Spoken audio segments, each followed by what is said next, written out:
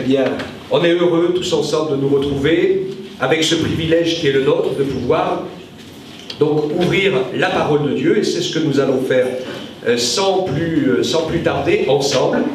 Pardon, si je perds mon message. Ces derniers jours, j'étais donc dans la lecture de la parole, et particulièrement je suis dans les petites épîtres de Paul, les épîtres pastorales, etc. Et il y a quelque chose qui a touché un peu mon cœur, qui rejoint ce que nous avons vu, et les choses que nous avons vécues au long de l'année, et qui, à mon avis, vont nous permettre de pouvoir progresser encore dans notre marche chrétienne. Et je crois que le Seigneur veut toujours nous faire grandir les uns les autres, je l'espère. On est toujours des enfants qui avons envie de grandir, et pour cela, eh bien, il faut que nous puissions être à l'écoute de Dieu, être capables de nous remettre en question, de ne pas toujours faire les choses aussi parce qu'on les a toujours fait, mais de réfléchir à tout cela. Et puis, ce que j'ai réalisé là sur cette fin de l'année, avec plusieurs soucis aussi que nous rencontrons les uns les autres, la vie n'est pas facile, elle ne nous fait pas de cadeaux, et je me suis rendu compte d'une chose, c'est que, premier élément, et écoutez-moi, c'est pas un jugement du tout à ce que je dis, mais le premier élément, c'est que le monde dans lequel nous vivons nous occupe énormément. Et voilà, c'est comme ça, hein, c'est pas facile. Mais on ne fait pas partie des civilisations les plus occupées quand même. Mais ça atteint un niveau qui est assez particulier et qui nous demande une prise de conscience pour pouvoir, non pas, et moi je sais que je me laisse prendre, être à la course pour réussir à faire tout ce que j'ai prévu de faire dans une journée, et ce qui fait que finalement, eh bien, on court d'une chose à l'autre, d'une affaire à l'autre, d'une situation à l'autre, et qu'au bout du rouleau, on a à peine eu le temps de tout faire finalement. Et puis, peut-être qu'il y a quelque chose d'essentiel qu'on n'a pas réussi à faire. Et je me suis rappelé il n'y a pas très longtemps l'expérience d'un chef d'entreprise qui était chrétien, qui aimait le Seigneur et qui conduisait, pilotait une grosse boutique. Et il disait, plus je voyais la liste énorme que ma secrétaire avait posée sur le bureau le matin, quand j'arrivais, et plus je prenais du temps dans la présence du Seigneur pour qu'il m'aide à réussir à faire surtout ce qu'il fallait faire au cours de cette journée.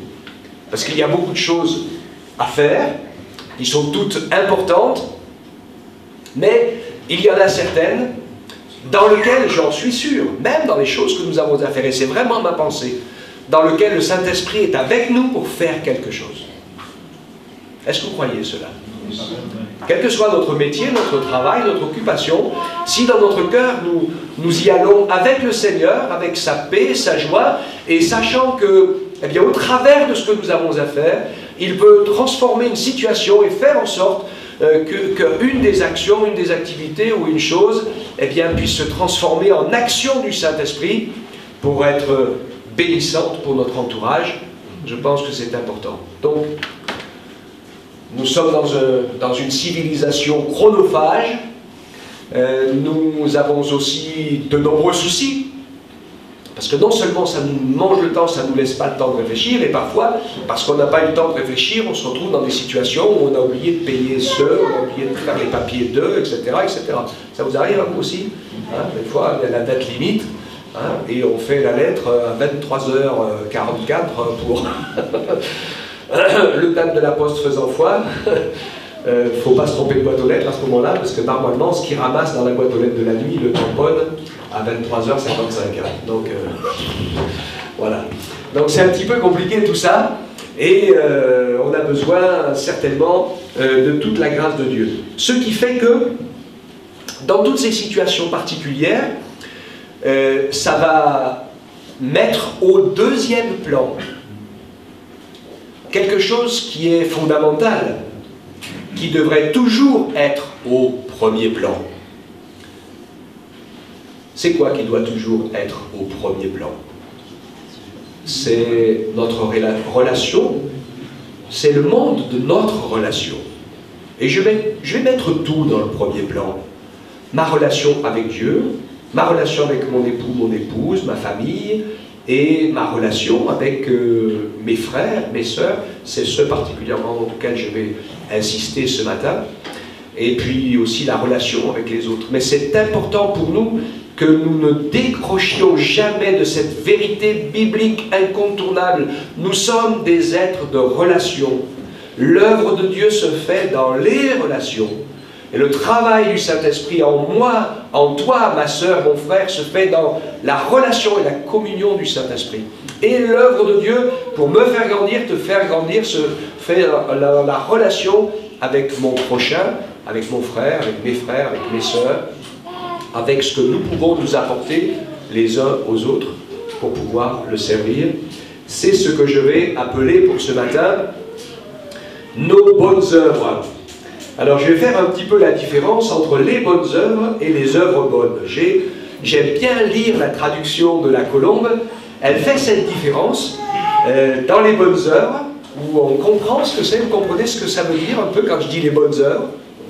Ça me fait penser à toute cette mentalité humaine qui nous fait penser à une relation de mérite, relation méritante. Je fais des bonnes œuvres pour mériter, ou pour m'estimer moi-même, ou pour être estimé des autres, ou pour que Dieu me fasse grâce. Et il y a beaucoup de gens, parfois j'ai été étonné de découvrir que certains, avec un cœur pur, font des bonnes œuvres avec l'idée que Dieu va les bénir, et au premier degré, comme ça, sans trop se poser de questions, pourquoi pas? Puis je me suis rendu compte qu'il y a certaines de ces personnes qui font des grandes, belles et bonnes œuvres pour essayer de compenser la misère de leur vie personnelle, péché caché et autres choses difficiles qui les vainquent et qui n'arrivent pas à prendre le dessus. Alors ils essayent de se racheter. D'accord? Donc je vais mettre ce matin sous le vocable des bonnes œuvres tout ce côté-là. Et puis je vais garder le côté des œuvres bonnes pour celles qu'on va prendre quelques minutes pour expliquer ensemble, qui sont uniquement celles qui résultent de l'inspiration de la foi et du Saint-Esprit, d'accord? Et de l'amour, bien sûr.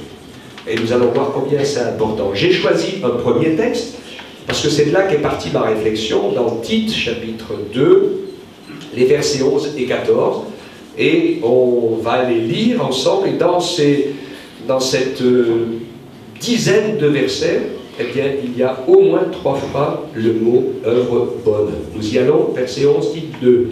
« La grâce de Dieu, source de salut pour tous les hommes, a été manifestée. Elle nous enseigne à renoncer à l'impiété, au désir de ce monde, et à vivre dans le siècle présent d'une manière sensée, juste et pieuse. » Je pense que cette phrase conclut un peu ce que je viens de vous dire. D'accord? Vivre dans le siècle présent, parce que le Seigneur Jésus ne nous a pas sortis du monde. Il nous a dit d'être dans ce monde. Et souvent, quand on parle de l'esprit du monde, eh bien, on pense à tout un tas de vilains péchés. Et c'est vrai, c'est une réalité. Mais finalement, c'est plus compliqué que ça. C'est l'état d'esprit de ce monde. Et le salut par les œuvres fait partie de l'état d'esprit de ce monde. Il a rempli tous les siècles.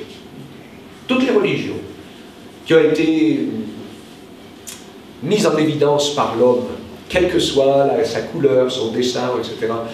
C'est facile de voir quand c'est une religion d'hommes, où elles le sont toutes, parce qu'elles ont toutes dans le fond, derrière, une même motivation, les œuvres et les mérites.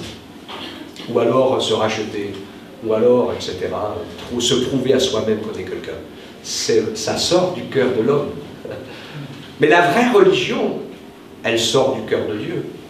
Et la vraie religion, c'est le Seigneur qui nous s'est perdu, c'est pas la peine de lui raconter des histoires.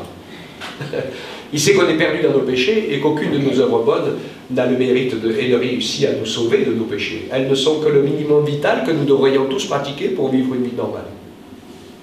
C'est pas plus efficace que ça. Et que pour nous sortir de nos péchés, de notre misère, il a fallu que Jésus vienne. Et qu'il meure à la croix, et qu'il paye à notre place, et qu'il prenne le salaire du péché, qui est la mort et la condamnation, pour nous offrir le pardon et le salut. Et là, on entre dans la grâce. Et avec la grâce et l'amour de Dieu, il va nous entraîner dans les œuvres bonnes. Ok? Donc attention à l'esprit de ce siècle présent. Et, comme je le disais tout à l'heure, à l'inversion des priorités. En attendant la bienheureuse, verset 13, en attendant la bienheureuse espérance et la manifestation de la gloire de notre grand Dieu et Sauveur, le Christ Jésus. Il s'est donné lui-même pour nous afin de nous racheter de toute iniquité et de se faire un peuple qui lui appartienne, purifié par lui et zélé pour les œuvres bonnes. D'accord? Ainsi dois-tu parler, exhorter et reprendre avec une pleine autorité, que personne ne te méprise. Rappelle-leur d'être soumis au gouvernement, aux autorités, d'obéir, d'être prêt à toute œuvre bonne, de ne médire de personne, d'être paisible, conciliant, plein de douceur envers tous les hommes. Vous voyez qu'on n'est que dans le relationnel là. Hein? Car nous aussi, nous étions autrefois insensés, désobéissants, égarés, asservis à toute espèce de désir et de passion, vivant dans la méchanceté, dans l'envie, odieux et nous haïssant les uns les autres. Mais lorsque la bonté de notre Dieu et notre Sauveur et son amour pour les hommes a été manifesté, il nous a sauvés. Non que nous aurions fait des œuvres de justice, mais en vertu de sa propre miséricorde, par le bas de la régénération et le renouvellement du Saint-Esprit. Et il l'a répandu sur nous avec abondance par Jésus-Christ notre Sauveur, afin que, justifiés par sa grâce, nous devenions héritiers dans l'espérance de la vie éternelle. Cette parole est certaine. Je veux que tu insistes là-dessus, afin que ceux qui ont cru en Dieu s'appliquent à exceller dans les œuvres bonnes. Voilà ce qui est beau et utile aux hommes. Mais évite les folles discussions, les généalogies, la discorde, les disputes relatives à la loi, car elles sont inutiles et vaines.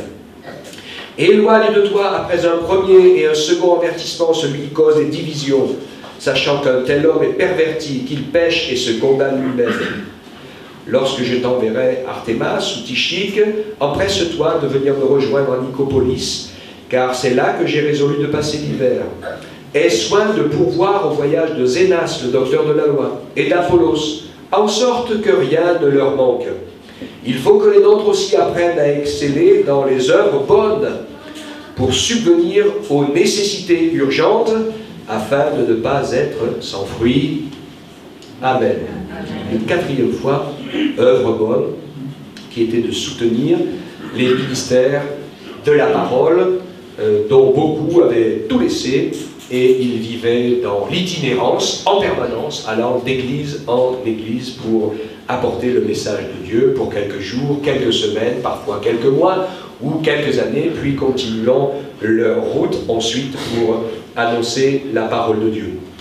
Donc, je vous ai parlé il y a quelques minutes des œuvres méritantes, les bonnes œuvres. Je ne vais pas trop m'y arrêter maintenant, donc, et je vais passer un peu à l'explication suivante, qui sont celles, je l'ai fait exprès d'inverser le nom, ça n'a pas d'importance, c'est juste pour savoir qu'on ne parle pas du même ressort, c'est pas le même moteur. Les œuvres bonnes, selon la foi et selon Dieu, c'est celles qui découlent directement du fait que nous avons déjà tout reçu par Jésus, et que nous voulons et aimons partager toutes ces choses. Les œuvres bonnes sont seulement celles qui sont inspirées par l'amour de Dieu et par la foi et dans la foi. C'est celles-là uniquement qui ont de la valeur. Si vous voulez vous en persuader, relisez tranquillement chez vous 1 Corinthiens 13 et vous verrez qu'on peut tout faire, même jusqu'au sacrifice de sa propre vie, dans le bon sens, celui de l'inspiration, de l'amour de Dieu, et qui a de la valeur, parce que c'est les œuvres du Saint-Esprit que nous accomplissons jusque dans notre corps, et surtout au travers de notre corps. Elles ne restent pas juste mentales, hein. Les œuvres bonnes, elles produisent des actes. Hein. Et puis on peut faire la même chose, comme des bonnes œuvres, pour mériter, pour recevoir, pour... comment j'ai dit tout à l'heure, pour essayer d'effacer nos misères et nos défaites, etc.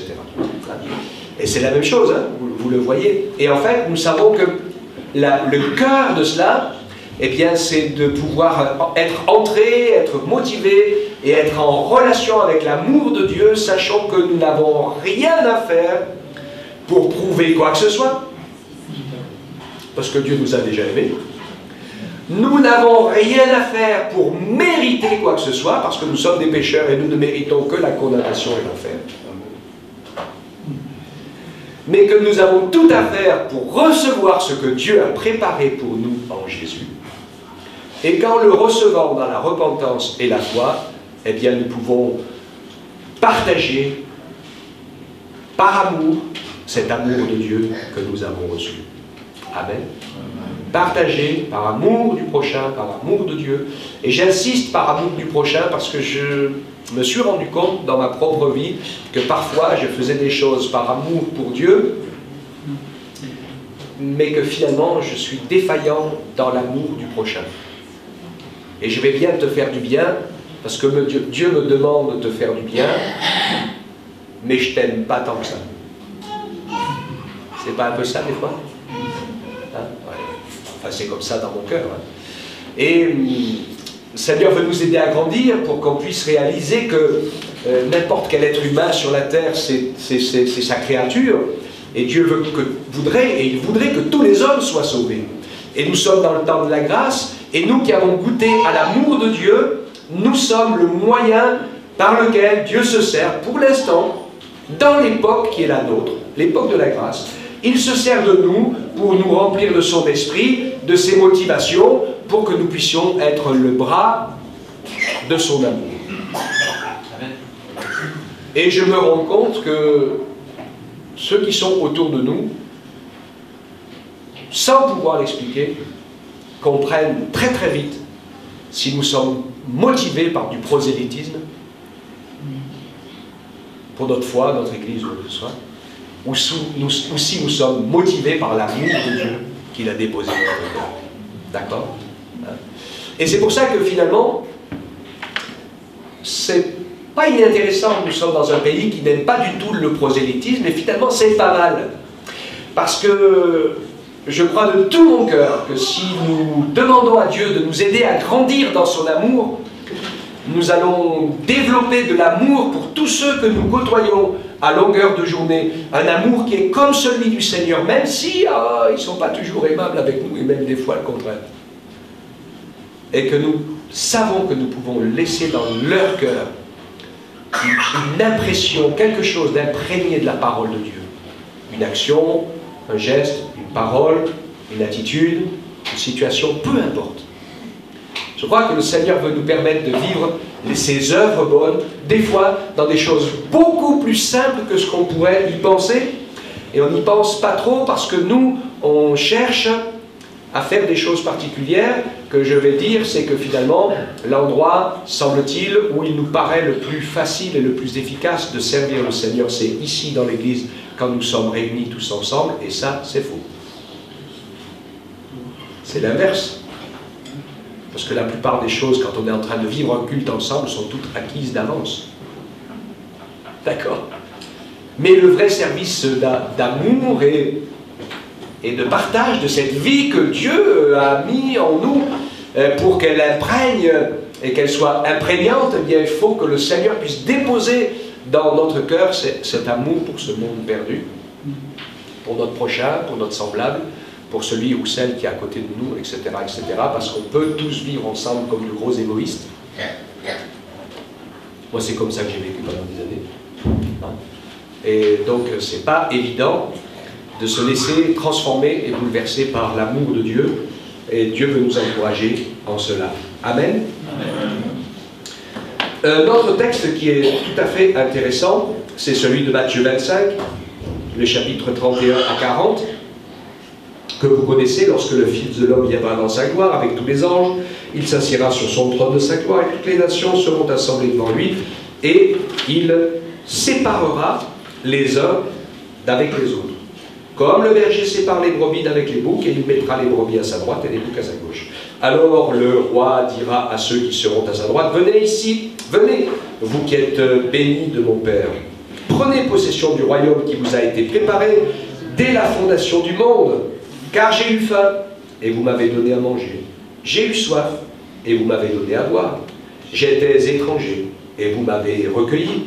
J'étais nu, vous m'avez vêtu. J'étais malade, et vous m'avez rendu visite. J'étais en prison, et vous êtes venus vers moi. » Les justes lui répondront, « Seigneur, quand avons-nous vu avoir faim, et t'avons-nous donné à manger, ou avoir soif, et t'avons-nous donné à boire? Et quand avons-nous vu étranger, et t'avons-nous vu recueilli? T'avons-nous recueilli, et nu, et t'avons-nous vêtu? Quand avons-nous vu malade ou en prison, et sommes-nous allés vers toi? Et le roi leur répondra, je vous le dis en vérité, toutes les fois que vous avez fait ces choses à l'un de ces plus petits de mes frères, c'est à moi que vous les avez faites. Amen. Amen. La seule chose que je retiens ici, on pourrait faire beaucoup de commentaires sur ce récit, je n'ai pas le temps, et je ne vais pas prendre le temps de le faire ce matin, mais ce que je retiens, et qui est évident, c'est que ces gens qui sont à la droite de Dieu ont pris soin de leurs semblables sans penser aucunement au mérite qui en découle. D'accord? Puisqu'ils disent, mais le Seigneur, nous on t'a pas vu. Ok? Hein? C'est vraiment, t'étais où? C'est pas à toi qu'on l'a fait, on l'a fait à ceux qui étaient dans le besoin. Et ça change tout. Hein? Parce qu'il y a encore, comme je l'ai dit, quelque chose où on peut le faire par mérite, pour mériter le ciel, en se disant, Seigneur, t'as vu ce que j'ai fait pour mon prochain quand même. Et on peut penser comme ça, obtenir quelque chose en retour. C'est pour ça, vous vous rappelez, hein, pour vous qui êtes engagés dans l'entraide, et puis vous autres, qui tout le monde ne peut peut-être pas l'être, hein, il n'y a pas de souci, chacun fait selon son cœur, mais je sais que tous, on soutient ce travail, et j'ai toujours dit, hein, je pense que vous êtes bien au clair avec ça, que notre motivation n'est pas une motivation de prosélyte, mais qui est une motivation de donner de la valeur aux autres personnes et de leur faire du bien, de les bénir, qu'ils veuillent de Dieu ou qu'ils n'en veulent pas. Amen. Peu importe.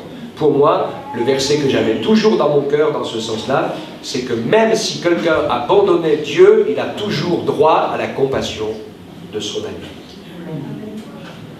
Et donc le gros défi pour nous, c'est de, au moins dans notre cœur, même si c'est pas facile dans les faits, parce que pour être ami, il faut dire oui à deux, mais c'est vrai que l'idée, c'est que nous puissions aimer chaque personne humaine avec le désir d'être son ami. Alléluia. Bon, hein. Et c'est vrai que ça nous pose des questions. Je sais que le Seigneur m'a parlé dans ce sujet-là, et il nous montre une chose. Moi, je veux prendre soin et protéger tout particulièrement les gens de ma famille. C'est normal, je veux dire. Hein. C'est un principe terrestre, un principe humain. C'est comme ça dans la réalité. Mais si je regarde bien, Dieu, le créateur des hommes, tout le monde est sa famille. Pour lui, nous sommes tous frères. Et pour le Seigneur, finalement, je suis autant le frère de mon frère, j'ai deux frères, Daniel ou Eric. Je suis autant pour Dieu le frère de Daniel et d'Eric que je suis le frère de David ou de Jean-Paul. Pour le Seigneur, il n'y a pas de différence. Alors bon, qu'il y en ait une sur la terre, c'est logique, c'est normal, mais le Seigneur veut nous encourager à tendre vers et qu'on pense, pourquoi pas aussi, c'est de le retrouver dans la parole, même dans la loi, au bonheur de l'étranger, de l'émigré, etc., etc., parce que c'est compliqué aujourd'hui. Mais quand on voit le Seigneur qui disait tu aimeras ton ami, tu tueras ton ennemi, etc., le Seigneur disait de prendre soin de l'immigrant, de l'étranger, et de le traiter comme son propre frère. Parce que vous avez aussi été émigré. Et finalement, c'est la même chose pour nous aussi, à l'égard de certaines situations où Dieu veut nous encourager. Là où je veux vous emmener dans la réflexion, pour que nous puissions ensemble relever ce défi, c'est que je me rends compte que dans l'Église et puis autour de nous, les soucis, les combats, la souffrance et la misère et les épreuves dans lesquelles certains peuvent passer ne sont pas toutes liées, et souvent loin s'en faut, à des questions d'argent ou de besoins matériels ou de situations matérielles ou compliquées, d'accord? Mais je me dis, Seigneur, et je me rends compte aujourd'hui qu'il y a peut-être encore plus d'ailleurs une grande misère morale, une grande misère spirituelle. Des gens qui sont dans l'ignorance de la parole de Dieu, qui se font toutes sortes d'idées et qui se retrouvent piégés dans plein de circonstances et qui ont vraiment besoin de notre secours. Et je disais tout à l'heure, c'est que finalement, nous qui sommes tous, et comme je dis, c'est pas un jugement, c'est une réalité, mais il faut faire attention, nous qui sommes tous super pris, occupés, puis dans les soucis, et dans les combats, les difficultés, eh bien il se passe parfois un long temps qui fait ressentir à l'autre qui est seul comme s'il était abandonné. Ouais. Alors on a vécu ça un peu, on a fait quelques visites un peu ces derniers temps, et c'est vrai que quelqu'un qui me disait « Ouh, ça fait bientôt, ou ça fait plus de 2 mois que je suis pas venu à l'église. » Alors moi j'y suis venu parce que je me suis rendu compte que la personne n'y était plus, mais n'y venait plus, mais dans ma tête je me suis dit, moi j'ai l'impression que ça fait 15 jours, non, 3 semaines maximum, c'est ça? Ouais, non, ça fait 2 mois. Et là, il y a un problème. Il y a un problème, évidemment, hein, c'est qu'on n'avance pas à la même vitesse. Et qu'on est tellement partout que finalement, quand on dit tiens, mais ça fait peut-être quelques jours que j'ai pas vu la personne, ça fait quelques jours, ça fait quelques semaines, voire quelques mois. Ok? Donc, ça fait partie des pistes. Je crois que alors, c'est compliqué. Quelle est la solution? Perso, il me semble qu'il y a une première solution qui doit être facile et qui doit être pour nous à l'écoute du Saint-Esprit, parce que quand la personne m'a expliqué cette situation, et que elle dit, il y a quelqu'un qui m'a téléphoné, qui m'a dit, ah, ça fait plusieurs jours que je voulais prendre de tes nouvelles, et je te téléphone, mais ça faisait au moins déjà 15 jours ou 3 semaines que la personne pensait à l'autre.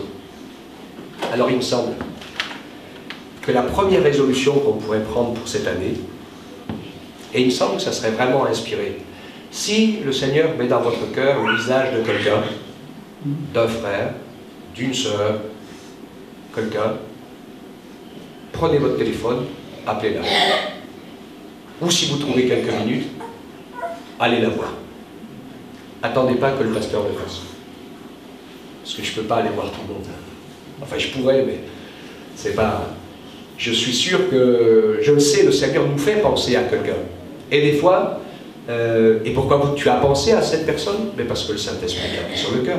Et il suffit de prendre quelques minutes, un coup de téléphone, et peut-être te rendre compte au téléphone que ça va pas bien, et si tu n'as pas les moyens d'aller plus loin, alors tu appelles le pasteur, tu dis, oula, j'ai eu un tel, ça tourne pas rond, il faut s'occuper. D'accord? Hein? Est-ce qu'on peut, ensemble, penser dans ce sens-là, avoir un petit peu cette résolution du relationnel pour se dire que nous sommes.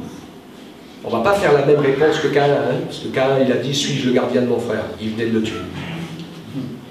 Et c'est dramatique, parce que ça, c'était un acte c'était un meurtre. Hein. Maintenant, on peut aussi tuer quelqu'un en le laissant mourir. Parce qu'il n'a plus d'eau et plus de nourriture, et puis qu'on ne va pas lui emporter. Donc, c'est pire encore, parce que finalement, la mort va être plus lente. Hein. Et donc, finalement, nous avons tous un peu de nourriture, et nous avons tous un peu d'eau, que nous pouvons nous apporter les uns les autres. Mes frères, mes sœurs, je vous propose de prendre cette résolution du cœur, qui fait partie des premières priorités du relationnel. Si vous pensez à quelqu'un, si un nom, un visage vient à l'esprit, décrochez votre téléphone ou passez devant la maison si vous n'êtes pas très loin. Et puis si au téléphone vous sentez que c'est pas facile, eh bien trouvez un moment et puis allez faire un tour, il n'y a pas de souci. Hein, c'est important de pouvoir faire ensemble ces choses-là. Vous êtes d'accord avec ça? Amen. Que nous puissions chacun nous sentir motivés et concernés complètement par cette situation. Je pense que, je pensais à ces situations de vêtements, manger, boire, être en prison, être malade, etc. Et finalement, il y a la nourriture spirituelle et la boisson spirituelle aussi. Je spiritualise, vous voulez me dire. Hein. Alors on veut le faire aussi de manière matérielle, s'il y a besoin. C'est pas évident. Je me rappelle une fois être allé voir chez lui quelqu'un qui n'avait plus qu'une seule chose, c'était boire. Et donc j'étais allé faire la cuisine, le faire manger, pour l'obliger à manger au milieu de sa boisson, pour qu'il sorte un peu Il était en train de finir la service, ça n'allait pas tarder d'aller jusqu'au bout. C'était un voisin dessus dans un immeuble quand on habitait à Clermont. Et donc finalement, avoir quelques occasions eh d'essayer de lui montrer, de sortir, d'émerger de son nuage d'alcool pour le ramener à la réalité, pour lui parler du Seigneur et essayer de l'arracher à toutes ces choses-là. Hein. Et donc voilà, c'est pas évident, mais finalement, le Seigneur peut nous permettre ainsi, si c'est cela qui est dans notre cœur, de ne pas nous laisser embarquer pour que les choses du second ordre, qui sont importantes, aient la priorité sur nos pensées. Mais que nous n'oublions jamais que nous sommes des fils et des filles de Dieu, que nous sommes des gens de relation, que notre vie, elle commence avec la relation avec Dieu dans l'adoration, et que notre vie, elle continue avec la relation avec les autres, parce que c'est vital, c'est comme ça que la vie de Dieu passe et que l'Esprit de Dieu agit, et que tout le reste, eh bien, il faut le faire quand on peut. Du mieux possible. Amen. Et je voudrais terminer, je n'ai pas trop de temps, mais je vais quand même le faire. J'avais pensé vous lire Jacques, vous parlez de la foi avec les œuvres, et de la foi sans les œuvres. Okay, on connaît tous ce passage, on va le lire quand même. Il va sur la même idée de pourvoir aux besoins matériels, mais c'est intéressant de le relire. Jacques 2,12, parlez et agissez comme devant être jugés par une loi de liberté. Car le jugement est sans miséricorde pour celui qui n'a pas fait miséricorde. La miséricorde triomphe du jugement.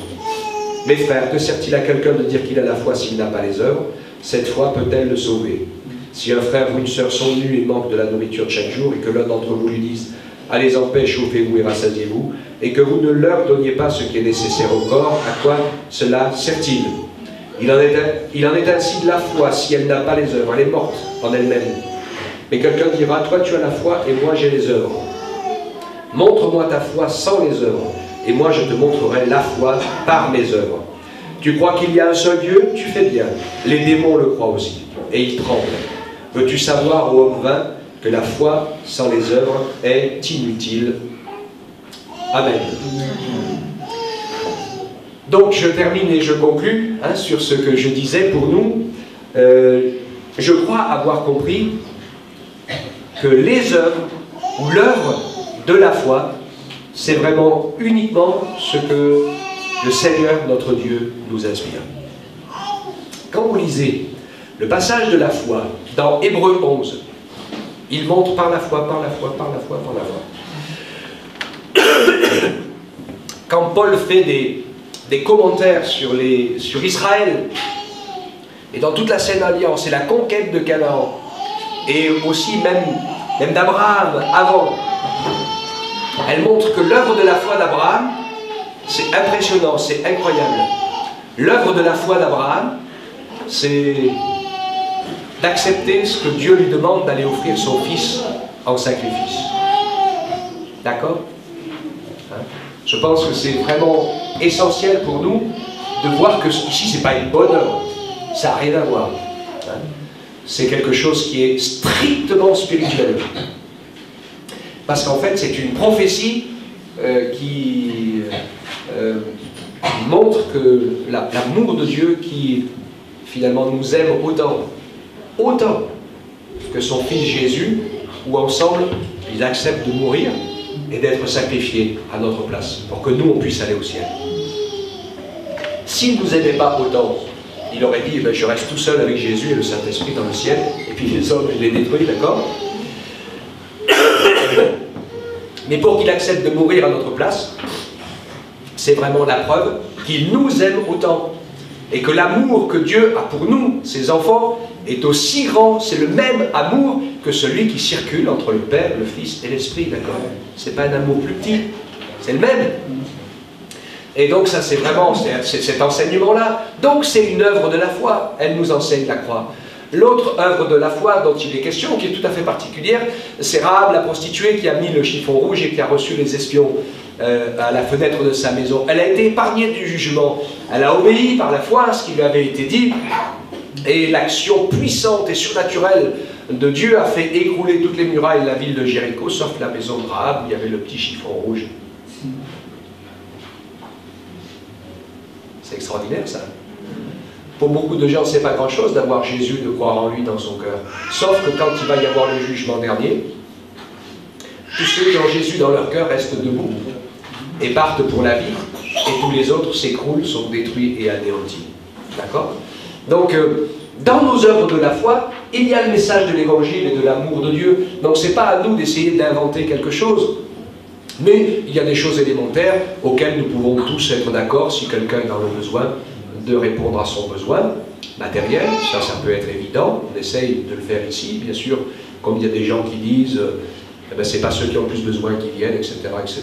Mais qu'est-ce que vous voulez, on peut pas. Nous, on est sûr qu'on ne va pas combler toute la misère du monde à nous tout seuls. Mais dans ce cas-là, on ne fait plus rien du tout. Donc voilà, on va faire ce qu'on peut avec l'inspiration du Saint-Esprit. Et on sait que ceux qui vont être bénis, eh bien, ils ne pourront pas dire autre chose que Dieu les a bénis au travers de nous. Et ça, c'est important. Hein? Ensuite, on voit que dans ces œuvres de la foi, et nous pouvons faire ce travail-là avec la foi, avec l'amour, bien sûr, comme je termine comme j'ai commencé, avec l'amour et la motivation du prochain. Et c'est une priorité pour nous, c'est qu'ils puissent se sentir aimés et respectés, comme nous nous aimons et nous respectons les uns les autres, sans faire de différence. Alléluia. Ah, ça c'est important. Le Seigneur ne fait pas de différence. Il n'y a pas de petites gens et de grandes gens pour le Seigneur. Il y a ses enfants, ses créatures. Et il veut que toutes ces créatures deviennent ses enfants. Et donc tout le monde a de la valeur. Du plus petit enfant, Jésus lui-même l'a montré d'ailleurs, hein, en prenant dans ses bras les petits enfants et en priant pour eux. Parce que le Seigneur, il sait que, avant d'être des grands, nous avons tous été des enfants. Et si on n'avait pas été des enfants, on ne serait jamais devenus grands. D'accord, hein? Et que finalement, quand on regarde nous les tout petits, et qu'on se dit, oh, hein, si on peut penser que les tout petits sont une quantité négligeable, heureusement que le Seigneur ne fait pas la même chose avec nous, parce que quand il regarde notre niveau de foi, notre niveau de connaissance, notre niveau de marche avec lui, etc., peut-être qu'il pourrait se dire, oh, c'est toujours des tout petits. Hein. Ça fait des années qu'ils avancent, mais ils ne grandissent pas vite. Hein. Donc, je ne sais pas, vous êtes comme ça, vous aussi, hein, on est tous pareils. Hein. Mais bon, allez, on ne grandit pas vite, mais on grandit quand même. Et le Seigneur veut nous encourager. Donc, on n'oublie pas ce matin, restons sur l'essentiel. Nous sommes des gens de relation. Nous développons une relation avec Dieu. Nous sommes appelés à développer une relation avec ceux qui nous entourent. C'est la priorité de la priorité, parce que c'est dans la relation avec le Saint-Esprit que la vie de Dieu passe, que l'amour de Dieu passe. Et dans votre travail, partout où vous êtes, si vous le vivez dans ce sens-là, en sachant que vous êtes des gens de relation et que vous pouvez bénir en communiquant la bénédiction, vous allez vous réjouir parce que vous allez vous rendre compte que vous êtes des instruments de bénédiction dans n'importe quelle situation. Même les toutes simples de la vie qui peuvent devenir de grandes situations. Et vous verrez que le Saint-Esprit vous accompagne partout. Et vous serez encouragés d'être ses serviteurs et ses servantes ainsi. Hein? Et de ne pas nous laisser dans la morosité, dans le découragement, dans la fatigue qui arrive, nous dire mais j'en ai pas assez fait, j'ai pas tout fini, et ceci et cela. On fait ce qu'on peut, à l'impossible, nul n'est tenu, mais que dans notre cœur, le Seigneur nous permette de viser ces œuvres bonnes, celles qui nous sont inspirées de la foi. Et des fois un sourire, une parole, une main tendue, un coup de téléphone, ça vaut tout l'or du monde. Alléluia. Que Dieu soit béni et qu'il nous permette ainsi de prendre aussi soin les uns des autres. C'est notre priorité et je vous encourage et je m'encourage à relever ce défi ensemble pour que nous puissions faire en sorte qu'il ne s'en perde aucun. Amen. Alléluia. On te bénit, Seigneur. Tu es un Père pour nous, Seigneur, et ta grâce est dans nos vies. Merci parce que nous avons vu ta main à l'œuvre tout au long de cette année. C'est une grâce immense. Même dans nos faiblesses et nos manquements, nous avons pu être au bénéfice de ton amour, de ta présence. Tu nous as nourris, tu nous as vêtus, tu nous as logés, chauffés, tu nous as donné tout ce qu'il fallait, Seigneur. Apprends-nous à veiller avec amour les uns sur les autres, Seigneur, à avoir les yeux ouverts sur ce qui est important pour toi et à être sensible à l'inspiration de ton esprit au travers de toutes ces choses qui nous mangent, nous dévorent et nous entraînent dans ce monde. Nous ne voulons pas nous laisser envahir par l'état d'esprit de ce monde. Oui, fais-nous grâce, Seigneur, et permets-nous d'avancer ensemble, Seigneur Jésus, et que tu puisses aussi glorifier ton nom et nous fortifier par la foi au nom de Jésus, notre Sauveur et notre Roi. Merci, Seigneur. Gloire à ton beau nom. Amen. Amen. Alléluia. Un dernier conseil, continue. Un dernier conseil que je voulais dire, quand j'ai parlé du coup de téléphone, je vais insister là-dessus. Visite physique ou coup de téléphone, c'est important. Mail et SMS, ça ne marche pas dans ce domaine-là. C'est pas de la bonne communication. On l'avait vu au début, quand l'église, on était toute neuve église, on s'était mis à commencer à s'expliquer plein de trucs par Internet et on a fini par se battre les uns les autres. Parce que la com, c'est pas possible. Il faut qu'on se voit ou qu'on sente le poids des mots, et parce que des fois on dit quelque chose, pour nous c'est logique, mais pour l'autre ça va le blesser grave, quoi, et puis on ne voit pas ce qu'on fait. Et donc voilà, dans ce sens-là, hein, eh bien, un petit coup de fil avec la voix, et puis une petite visite s'il faut, c'est bien mieux, le reste, laissez tomber, gardez ça pour le boulot. Et pour les organisations des plannings et des activités, tout ce qu'il faut, il n'y a pas de souci, c'est pas le même monde. Ok? Voilà, que Dieu soit béni, qu'il vous garde tous.